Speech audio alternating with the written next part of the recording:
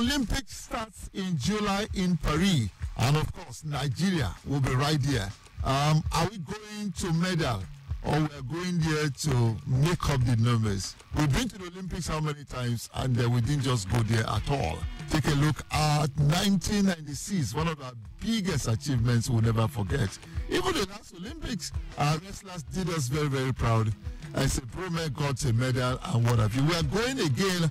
The All-African Games just ended in Ghana, where we came second behind Egypt. A big gulf it was, and some of our strong areas have been encroached by some of African smaller countries, not even bigger countries. I'll give you an example. The Ghanaians won a medal in swimming. We haven't won anything in swimming. Wow, what is the problem? My name is Godwin Enakhena. It's Global Sports Update. We're talking to a man who has traveled this road many times, not as an athlete, but as an astute administrator, from the state level to the national level. Who is this personality? When we come back from this break.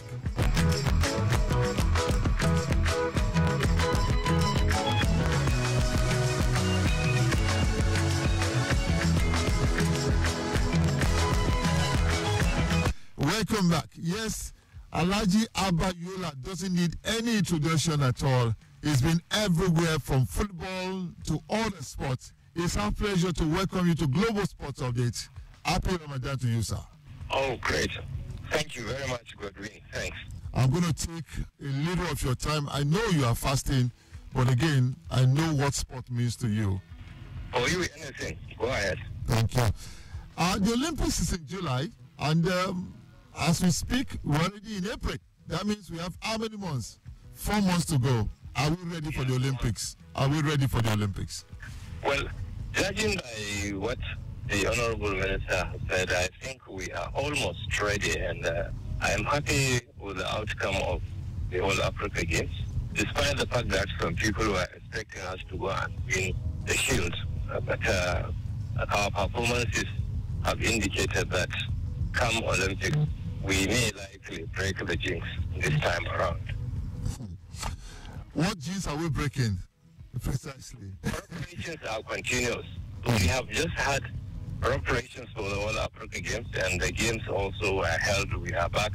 So preparations continue, as the Minister has said, immediately. And judging by what we have really done at the All Africa Games, there is nothing better and bigger than start early preparations for any event of such magnitude, All Africa Games, Commonwealth Games, and the Olympic Games. And I think we have, I wouldn't say we have enough time, but judging by our previous records of preparations, I think we have 4 solid months.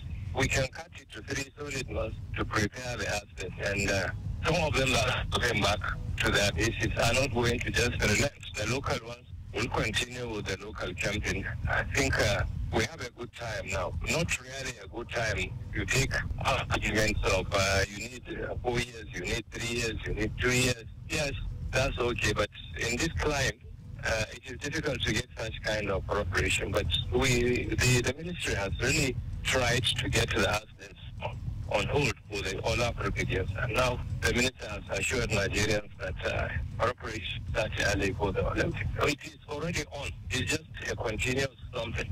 Well, like you said something that is very germane, Alhaji Abba Yola, and it is that they say your preparation for the next Olympics starts when the one you just attended ended. We don't do this in Nigeria. Yes, we hardly do it because there are so many challenges, Godwin, so many issues, ranging from funding to actually getting the athletes together.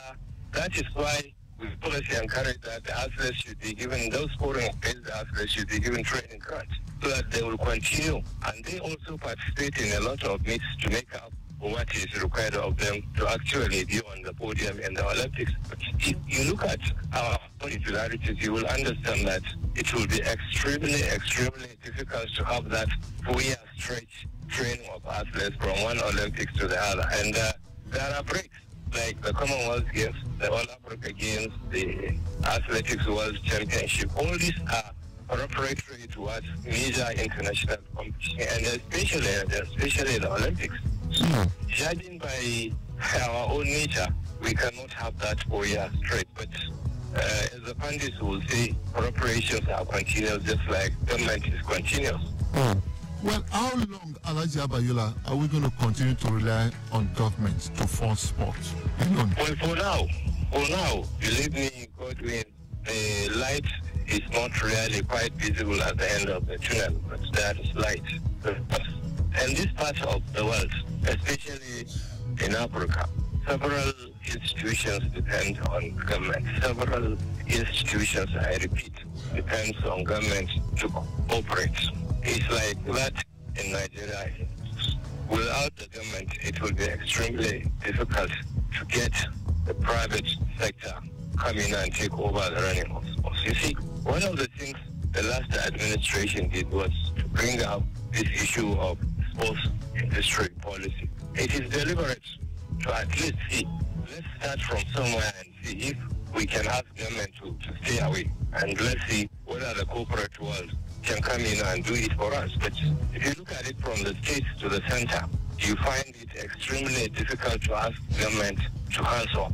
Extremely, extremely difficult. It is possible, but we need to have a solid plan, a solid foundation on ground that if government goes, XY comes in. So the private sector needs to be encouraged to come in. How do you encourage the private sector? It's through the sports industry policy. If you give X, you will be giving Y. Y may not be up to X, but you will have something also as a relief, as an incentive. So if we graduate into that, we may get to the point where Godwin government will hands off. But for now, honestly speaking, let me be very frank with you, we are not yet there. And in addition to that, you see, let me just take for instance the issue of some northern states. Okay. When we are talking about this issue of private sector, in Kano we have almost about 500 plus industries, and for now we don't have up to even 40.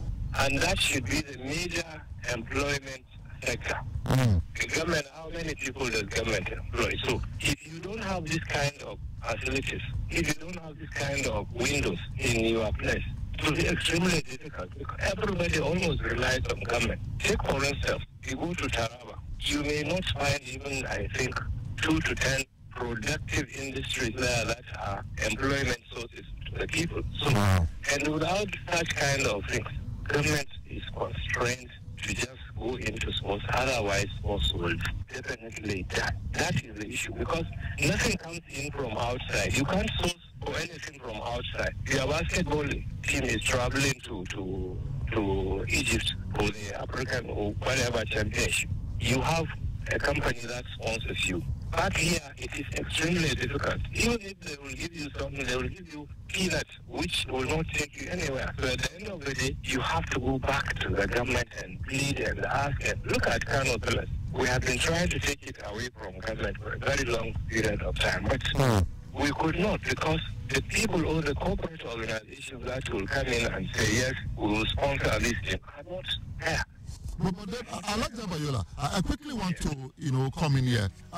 Are there no trust issues? I mean, this is what we hear all the time. That the private sector wants to play a big role in supporting and helping the development of sports in Nigeria. But trust issues, there's no transparency, there's no accountability. Because of that, they just stay away. Yes, I agree with you. In some certain sectors, accountability is virtually zero. But in some, it is there. Not only accountability, you see, you must respect the private sector for what they are. If a company drops in 1 billion and tells you, we have our own staff who will administer this fund, but it is for you, give them that leverage. Allow them to administer it. All you need to be is to be honest. In what you draw for the administrators, to be convinced that you need 100 million here, you need 50 million there. So if you can convince them genuinely, honestly, and sincerely, why not? They will continue to come in. But in a situation where there is no accountability from our own part, from part of those who are the end beneficiaries, that is the government, people who will disburse the sponsorship funds or whatever it is. Once there is no sincerity purpose, nobody would want to come. Look at what we are going through now on AFN issue. It doesn't speak well. Whatever it is, we should try to show a lot of sincerity and respect for our sponsors because they deserve something from us. They are giving us money not as a party, because they expect that we also will give them some money. That is why it is important for the Honorable Minister to pursue this issue of private sector involvement through the incentives that federal government will give out. That package, Godwin, believe me, is something that is very, very attractive, especially to the private sector. And generally, there are private sectors in Nigeria who wants to come and help us.